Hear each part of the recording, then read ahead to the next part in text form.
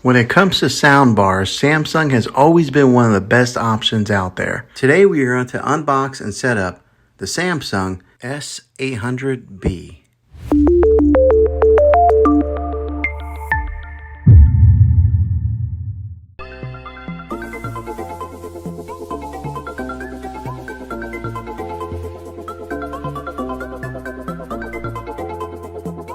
Okay, so here's the front of it, and on here you'll see where it's got the branding nameplate.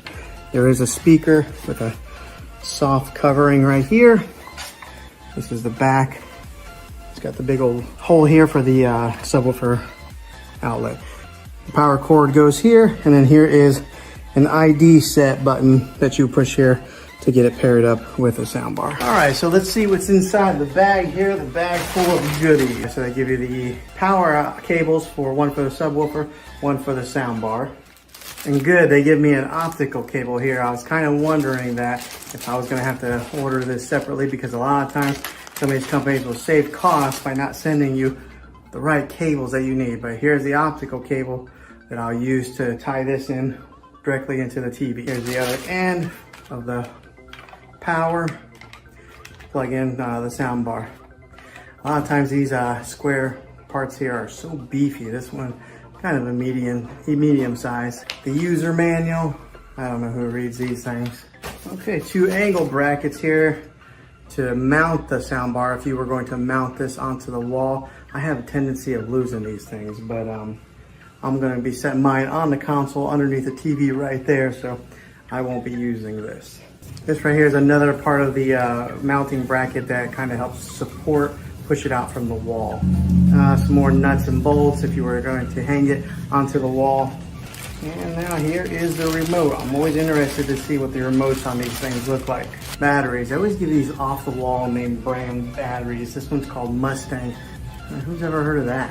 Why can't they send me like a Duracell or Energize? Now the remote looks similar to the TV remote that I have, the Samsung TV remote.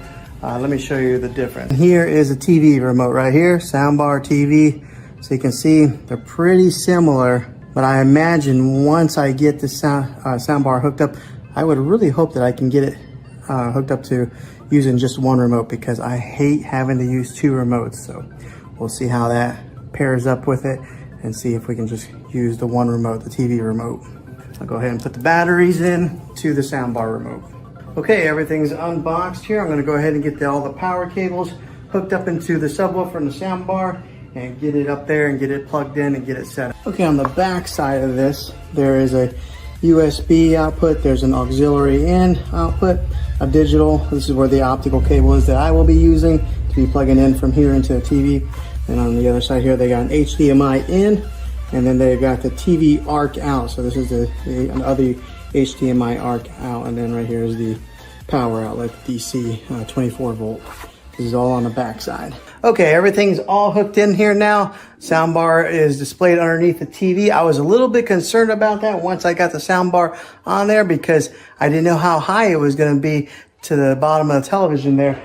And it's like right there. It's almost perfect. And then I got a little bit concerned to see if the sensors would still be able to read a remote control, but it's fine. I don't even know where the sensors are on that TV. They're really hidden and discreet, so I don't know if they're in the screen somewhere. But now whenever I turn up the volume, you'll see it says AV soundbar. It automatically recognizes the make and the model of the soundbar. There's a plus symbol that lights up on the corner.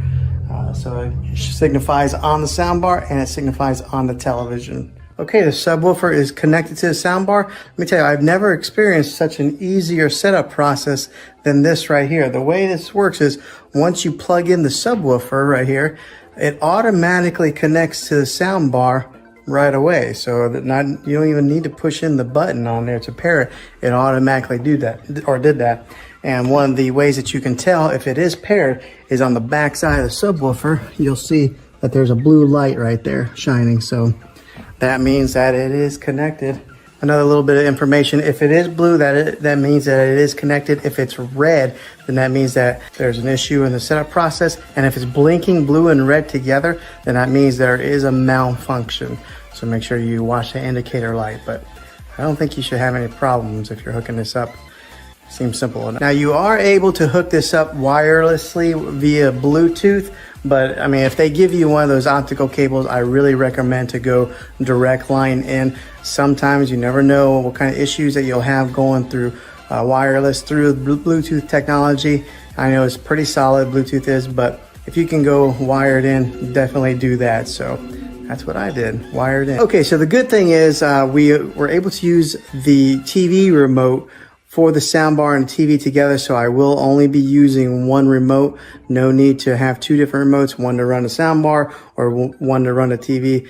Everything will be accessed through this one right here. This is the TV remote, so I like that. Less remotes is better. Okay, so we're gonna do a little sound test to give you guys, I know it's gonna be hard for you guys to really tell, depending on what kind of sound system that you have, if it's coming through your computers.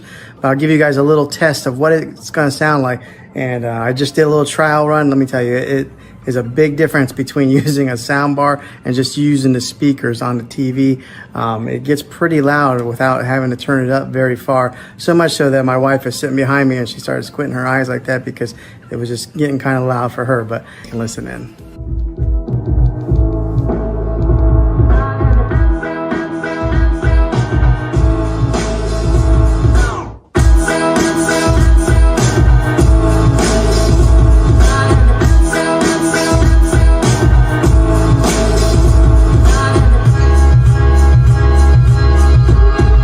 Okay, so that sounded pretty good. I'm very pleased with this purchase so far. Sounds like it's gonna be a really good soundbar. Now, something to note here, the bass there, it pushes out through the back. In my particular surroundings, I've got it on a cornered wall right here, but when it pushes out, it kind of travels up, so we could hear the bass really well. I know everybody's environment is gonna be a little bit different. I do have a higher ceiling, so some of the sound that comes out from the top of the speakers is going to have to travel up quite a ways to kind of fill the room, but it does push out from the ends here. We can hear that perfectly fine. So if you do have a lower ceiling, you should be able to hear it and get all that rich sound that comes from this sound bar. But yeah, it's pretty easy to set up and it sounds fantastic. So well, hopefully this video was helpful to you. If it was, click a thumbs up on this. Go ahead and subscribe to my channel. I make tech videos all the time, and I would love to have you back in the next one. Take care.